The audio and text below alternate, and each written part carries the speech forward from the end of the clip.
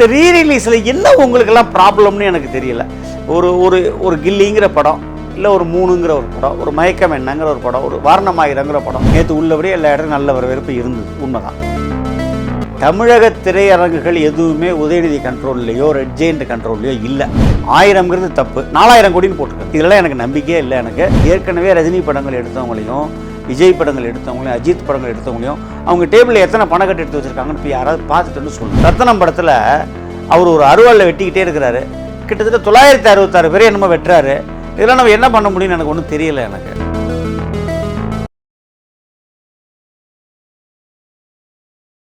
Sir வணக்கம் sir. வணக்கம் முருகா. Sir எப்படி இருக்கீங்க சார்? நல்லா இருக்கேன் முருகா. சார் இந்த ரீரிலீஸ் படங்கள் தொடர்ந்து பார்த்தீங்கன்னா நம்ம கடந்த இன்டர்வியூ கூட நம்ம எடுத்திருக்கோம். இப்போ பார்த்தீங்கன்னா இந்த இன்டர்வியூவில் அதே கேள்வி தான் கேட்க தோணுது. இந்த ரீரிலீஸோட ஆதிக்கங்கள் வந்து அதிகமாகிட்டே போகுது. அப்போ வர புது படங்கள் எதுவும் வந்து மக்கள் விரும்புகிறதே இல்லையா? தமிழ் படங்களை பொறுத்த வரைக்கும் கடந்த 4 மாதமாக ஒரு பெரிய சக்ஸஸ் ஒன்றும் பெருசாக கிடைக்கல. அதனால் கொஞ்சம் ரிலீஸ் படங்களை போட்டு ஓட்டிக்கிட்டு இருக்கோம். இந்த மார்ச் ஏப்ரலெலாம் கொஞ்சம் நிறைய மலையாள படங்கள் தான் ஓடிச்சு. இந்த மஞ்சுமெல் பாய்ஸ், அந்த பிரேமலு, அதுக்கப்புறம் அந்த என்னமோ ஒரு விசேஷமாக என்னமோ ஒரு படம், அந்த மாதிரி படம் அதெல்லாம் நல்ல கலெக்ஷன். அதனால் அது பாட்டு ஓடிக்கிட்டுருக்கு. இந்த ரீரிலீஸில் என்ன உங்களுக்கெல்லாம் ப்ராப்ளம்னு எனக்கு தெரியல. ஒரு ஒரு ஒரு கில்லிங்கிற படம், இல்லை ஒரு மூணுங்கிற ஒரு படம், ஒரு மயக்கம் என்னங்கிற ஒரு படம், ஒரு வாரணமாயிரங்கிற படம், இதெல்லாம் ஒரு 10-20 வருஷம் முன்னாடி ரிலீஸ் ஆன படம். இப்போ திரும்ப அந்த படத்தை வந்து ரீமாஸ்டரிங் பண்ணி நம்ம டிஜிட்டலில் ஒளிபரப்புகிறோம்.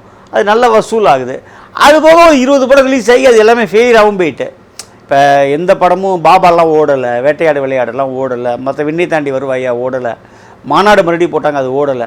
அந்த மாதிரி படங்களும் இருக்குது. இதுவும் இருக்குது, அதுவும் இருக்குது. ஒரு 4 படம் அதில் நல்லா போயிருக்கு, அவ்வளோதான். இதே நிலையில் வந்து மே 1 அஜித் பிறந்தநாள் அன்று தீனா படம் வந்து வெளியாகியது. நல்ல வரவேற்பு இருக்குன்றாங்க. எப்படி சார் இருந்தது? நேற்று உள்ளபடியே எல்லா இடத்துலையும் நல்ல வரவேற்பு இருந்தது. உண்மைதான். இந்த வழக்கமாக வந்து பார்த்தீங்கன்னா இந்த அஜித் படங்கள், விஜய் படங்கள் வசூலில் சண்டை போட்டுருப்பாங்க. இப்போ என்னென்னா ரீரிலீஸ் படங்களில் கூட வச்சு சண்டை போட்டுட்ருக்காங்க. அது அந்த ரசிகர்களுடைய ஒரு பொழுதுபோக்கு. அது அதை பற்றி நம்ம கருத்து சொல்ல முடியாது. நிறைய பார்த்தீங்கன்னா இந்த திரையரங்குகளில் பார்த்தீங்கன்னா எக்கச்சக்கமான ப்ராப்ளம் வருது. ஒரு நடிகருடைய படத்தை இன்னொரு நடிகருடைய ரசிகர்கள் பேனரை கிழிப்பது, தேட்டரில் தேவையில்லாமல் கோஷம் போடுறது, அப்புறம் வந்து திரும்பவும் வந்து மன்னிப்பு கேட்க வேண்டியது. இது வந்து பல திரையரங்கு உரிமையாளர்கள் கூட தேவையில்லாமல் வார்த்தையில் விட்டு மன்னிப்புலாம் கேட்டிருக்காங்க. நீங்கள் அந்த வீடியோகளோட பார்த்துருப்பீங்க. இது வந்து ஒரு திரையரங்குகளை வந்து ப்ரொமோட் பண்ணுற மாதிரி தான் சார் இருக்குது. இது வந்து வேணும்னே பண்ணுற மாதிரி செயலாக தான் இருக்குது அப்படின்ற மாதிரி ப்ரொமோட் பண்ணுற மாதிரி தேட்டருக்காரங்க சொல்ல மாட்டாங்க. தேட்டருக்காரங்க ஏதோ ஒரு டங் ஸ்லிப்பில் அந்த மாதிரி சொல்லியிருக்கலாம். அதுக்கப்புறம் அவங்க நம்ம ஏன் சொன்னோன்னு நினைப்பாங்க. பட் ரசிகர்களை பொறுத்த வரைக்கும் இந்த பேனர் கிழிக்கிறது, உள்ளுக்குள்ளே போய் அந்த வெடி போடுறது, தேட்டரை சிரமப்படுத்துறது, இதெல்லாம் வந்து கொஞ்சம் அவங்களுடைய ரசிகர்களை நீங்கள் கொண்டாடுங்க. நாங்கள் வேண்டான்னு சொல்லாது. எப்படி கொண்டாடணும்னு சொன்னால், நிறைய படம் அந்த படத்தை நிறைய வாட்டி பாருங்கள், நிறைய உங்களுடைய நண்பர்களை அழைச்சிட்டு வந்து பாருங்கள். அப்போ உங்களுக்கும் ஒரு மகிழ்ச்சி கிடைக்கும், எங்களுக்கும் ஒரு கலெக்ஷன் கிடைக்கும். கலெக்ஷன் மூலமாக வருமானம் தேட்டர் நடத்த முடியும். அந்த டிஸ்ட்ரிபியூட்டர், அந்த ப்ரொடியூசருக்கு ஒரு சின்ன ஒரு பெனிஃபிட்டு கிடைக்கும்.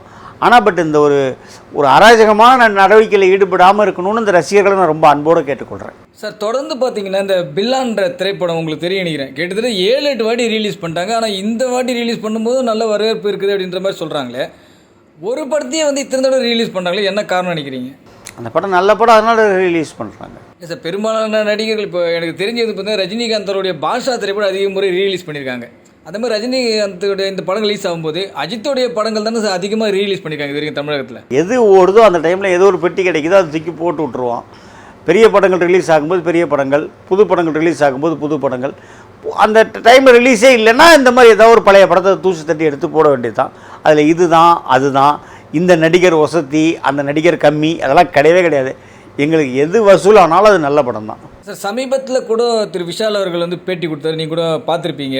அதாவது வந்து அவர் வந்து திரு உதயநிதி அவர்களே தான் மறைமுகமாக வந்து சொல்கிற மாதிரியும் செய்தி இருக்குது. ரெட் ஜெயண்ட் வந்து தமிழ் சினிமாவை வந்து ஆக்கிரமித்த மாதிரி வந்து ஒரு பேட்டி கொடுத்தாரு.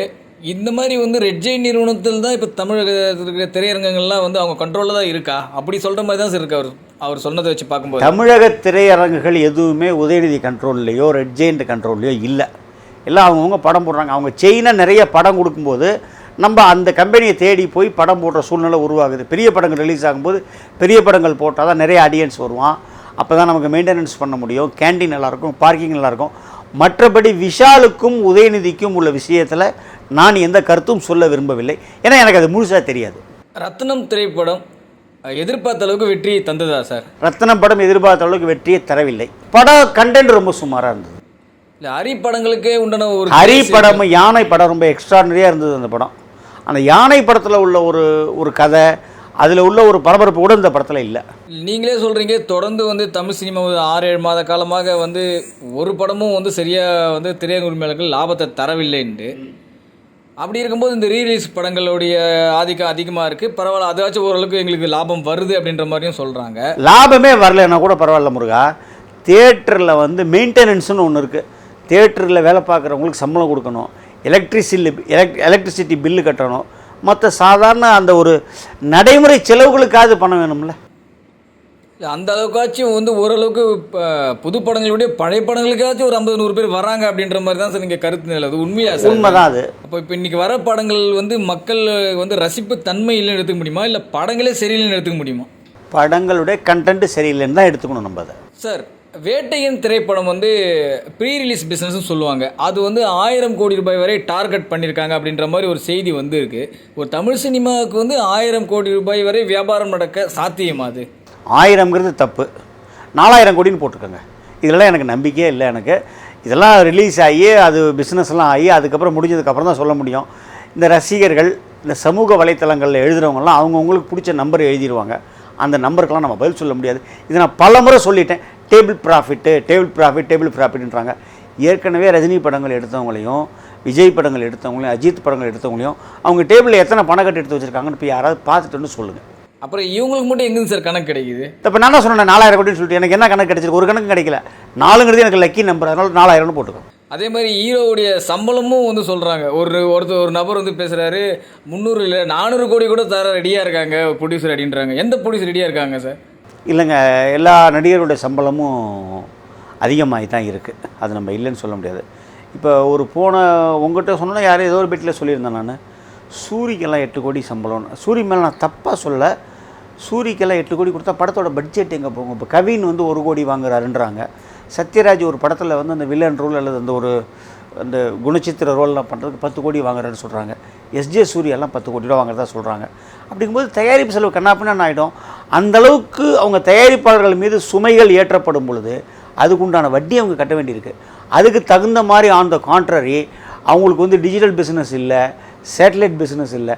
சேட்டலைட்லாம் ஒரு 6 மாதம் கழித்து தான் படமே வாங்குறாங்க. ரிலீஸ் பண்ணிட்டு நீங்கள் தேட்டரில் ரிலீஸ் பண்ணிட்டு வாங்கன்றாங்க. முன்னாடி கமிட் பண்ண மாட்டேங்கிறாங்க. இப்படி ஏகப்பட்ட படங்கள் மாட்டிக்கிட்டு இருக்கு. ஏகப்பட்ட படங்கள் இப்படி ஒரு பட்ஜெட்டில் அவங்க பண்ணும்பொழுது உண்மையிலுமே தயாரிப்பாளர்கள் மாட்டிக்கிறாங்க, சிரமப்படுறாங்க, ரொம்ப சிரமப்படுறாங்க தயாரிப்பாளர்கள். இதுக்கு ஒரு மாற்று கண்டுபிடிக்கிறதுன்னு எனக்கே தெரியலை எனக்கு. சார், ப்ரொடியூசர் கவுன்சில் ஒன்று எதுக்கு இருக்குது? ஏன் வந்து தமிழ் சினிமா படங்கள் ஓடலை?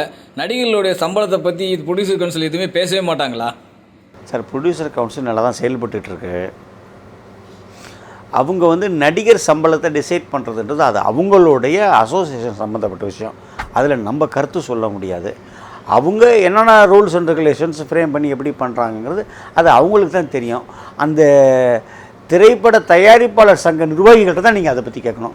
எங்கிட்ட வந்து கேட்டு அதில் நான் பதில் சொல்லவும் முடியாது. அந்த பதில் நல்லாவும் இருக்காது, சரியாகவும் இருக்காது. அந்த பதில் சார், சமீபத்தில் வந்து ரஜினிகாந்த் அவர்கள் நடித்து கொண்டிருக்கக்கூடிய படமான வேட்டையின் படத்தை தொடர்ந்து வந்து லோகேஷ் கனகராஜ் இயக்கத்தில் கூலி அப்படின்னு ஒரு படத்துக்கு வந்து டைட்டில் வச்சுருந்தாங்க. நீங்கள் பார்த்துருப்பீங்க டீசர் கூட. இது சம்பந்தமாக ஏற்கனவே கூலி படத்தை தயாரித்த தயாரிப்பாளரான திரு மாணிக்கம் விநாயகம் அவர்கள்கிட்ட கூட இன்டர்வியூவில் எடுத்திருக்காங்க நிறைய பேர். அவர் என்ன சொல்கிறாருன்னா, நான் 10 படம் எடுத்தேன், அந்த 10 படத்தில் எனக்கு லாபம் தந்த ஒரே படமே கூலி தான் அப்படின்றார் அவர். அப்போ அவர் எடுத்த வேட்டையாடு விளையாடலுமே லாபம் இல்லைன்றார் அவர். உண்மையிலே வந்து வேட்டையாடு விளையாடு நல்லா ஓடிச்சு. அதில் அவர் எவ்வளோ இன்வெஸ்ட் பண்ணார், அவருக்கு லாபமாக நஷ்டமானலாம் எனக்கு தெரியாது. ரெண்டாவது, அந்த வேட்டையாடு விளையாடு படமும் பேரரசு படமும் ஏற்கனவே ரோஜா கம்பைன்ஸ் ஒரு கஜா மொய்தீன் பண்ண படம். அவரால் அந்த படத்தை கம்ப்ளீட் பண்ண முடியலன்னு தான் அவர் மாணிக்கம் நாராயணன் உள்ளே போனார். அவங்களுக்குள்ள என்ன டேர்ம்ஸ் அண்ட் கண்டிஷன், அதுக்குள்ளே என்ன ஒப்பந்தங்களே எனக்கு தெரியாது. இல்லை சார், அவர் 10 படம் எடுத்ததுலேயே வந்து கூலி படம் தான் எனக்கு லாபமே கொடுத்த படம் மகிழ்ச்சி. அதனால் என்னப்பா? இல்லை, அப்போ வேட்டையை விட அவ்வளோ பிரம்மாண்டமான வெற்றி கொடுத்தது சார். அப்போ அவர் இதே நீங்கள் வந்து மாணிக்கம் நாராயணன் சார் நம்பரை யார்ட்டையா வாங்கி தரேன், நீ டைரெக்டாக அவர்கிட்டே கேளு. எனக்கு பதில் சொல்ல என்னால் இதுக்கு நான் பதில் சொல்லக்கூடிய அதிகாரம் எனக்கு இல்லை, நான் சொல்லவும் முடியாது. அதே மாதிரி வேட்டையாடு விளையாடு வந்து ரீரிலீஸ் பண்ணும்போது கூட ஒரு கணிசமான தொகை கிடைச்சிது.